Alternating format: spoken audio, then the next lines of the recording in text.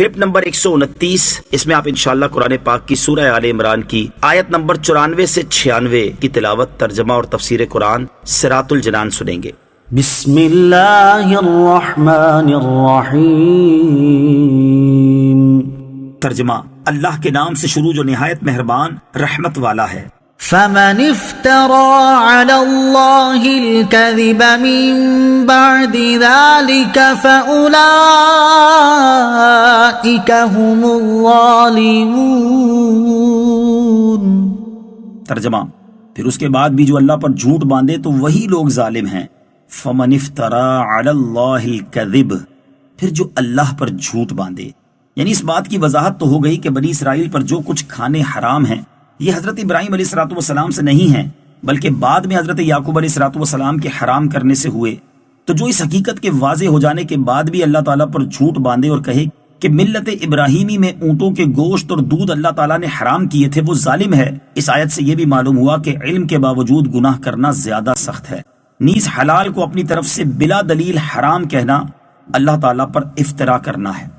قل صدق اللہ فاتبعوا ملت ابراہیم حنیفا وما کان من المشرکین۔ ترجمہ، اے محبوب تم فرماؤ اللہ نے سچ فرمایا، لہذا تم ابراہیم کے دین پر چلو جو ہر باطل سے جدا تھے اور وہ مشرکوں میں سے نہ تھے۔ فاتبعوا ملت ابراہیم حنیفا، لہذا تم ابراہیم کے دین پر چلو جو ہر باطل سے جدا تھے۔ اس آیت میں دین ابراہیمی کی پیروی کا حکم ہے۔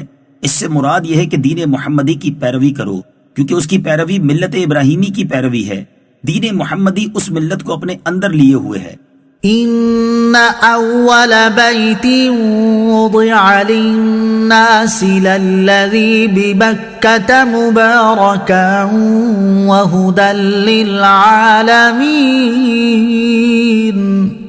ترجمہ، بے شک سب سے پہلا گھر جو لوگوں کی عبادت کے لیے بنایا گیا وہ ہے جو مکہ میں ہے، برکت والا ہے اور سارے جہان والوں کے لیے ہدایت ہے۔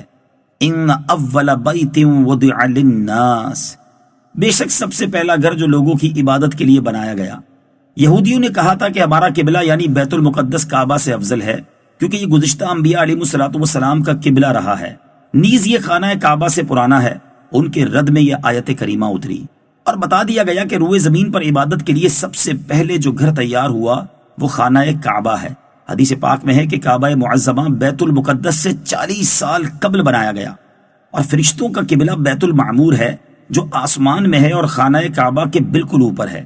کعبہ معظمہ کی خصوصیات، اس آیت اور اس کے بعد والی آیت میں کعبہ معظمہ کی بہت سی خصوصیات بیان ہوئی ہیں۔ نمبر 1، سب سے پہلی عبادت گاہ ہے کہ حضرت آدم علیہ السلام نے اس کی طرف نماز پڑھی۔ نمبر 2، تمام لوگوں کی عبادت کے لیے بنایا گیا، جبکہ بیت المقدس مخصوص وقت میں خاص لوگوں کا قبلہ رہا۔ نمبر 3، مکہ معظمہ میں واقع ہے جہاں ایک نیکی کا ثواب 1 لاکھ ہے۔ نمبر 4، اس کا حج فرض کیا گیا۔ نمبر 5، حج ہمیشہ صرف اسی کا ہوا، بیت المقدس قبلہ ضرور رہا ہے لیکن کبھی اس کا حج نہ ہوا۔ نمبر 6، اسے امن کا مقام قرار دیا۔ نمبر 7، اس میں بہت سی نشانیاں رکھی گئیں جن میں ایک مقام ابراہیم ہے۔